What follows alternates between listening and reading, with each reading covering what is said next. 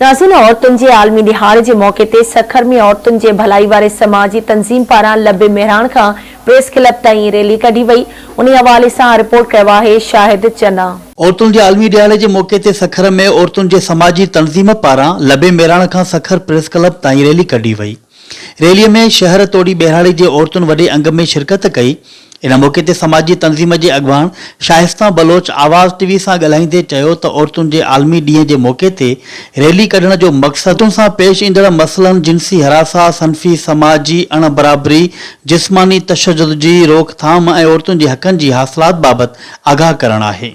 जो असां international women day celebrate कयूं था ऐं उन महिनत कश औरतुनि सां जेके घरनि खां ॿाहिरि निकिरंदियूं आहिनि, ज़मीननि में कमु कंदियूं आहिनि, उन्हनि खे तालीम खां महरूम रखियो वेंदो आहे। कारोबारी जे नाले ते उन्हनि खे क़तल कयो वेंदो आहे, ज़मीन जे नाले ते उन्हनि खे क़ुर्बान कयो वेंदो आहे। उन्हनि औरतुनि सां गॾु अॼु सेलिब्रेट कयूं पिया ताकी उन्हनि खे ख़बर पए त इंटरनेशनल वुमेन डे आहे छा ऐं छो सेलिब्रेट कयो वेंदो आहे। छो जो असल में हिननि औरतुनि जो हक़ आहे त असां हिननि सां उहो ॾींहुं सेलिब्रेट कयूं जंहिंसां ज़ुल्म थिए थो, जेके महिनत कश आहे ऐं हुनरमंद आहे, मगर उन्हनि खे हर शइ खां परते रखियो वेंदो आहे। उन्हनि जा औरतुनि जा इहे ई मसइला आहिनि त काफ़ी विलेजिस में जेके औरतूं आहिनि, न्याणियूं आहिनि, उन्हनि खे तालीम नथी ॾिनी वञे। औरतुनि खे, न्याणियुनि खे, भेनरुनि, धीअरुनि खे कॾहिं भी तालीम का महरूम न कयो, हमेशा उन्हनि खे बाशऊर रहण ॾियो। मनाने का मेन मकसद ये है कि औरत को उसके हुकूक से आगाह किया जाए।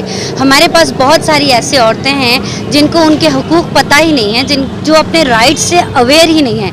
तो हमारा बेसिकली मकसद आज का दिन मनाने का ये है कि जो देहाती ख़वातीन हैं, जो मेहनत कश ख़वातीन हैं, जो हुनरमंद ख़वातीन हैं, उनको पता हो कि उनका हुनर जो है उसकी क्या कीमत है, उसके वजूद का मकसद बताया जा सके और कुछ भी नहीं। औरतुनि जे आलमी ॾिहाड़े ते औरतुनि जो चवणु आहे त औरतुनि में ख़ासि तौर ते बहिराड़ी जे औरतुनि खे तालीम ॾिनी वञे ऐं बराबरीअ जा हक़ ॾिना वञनि। कैमरामैन अब्दुल रज़ाक चौहान सां गॾु शाहिद चन्नो, आवाज़ टीवी न्यूज़, सखर।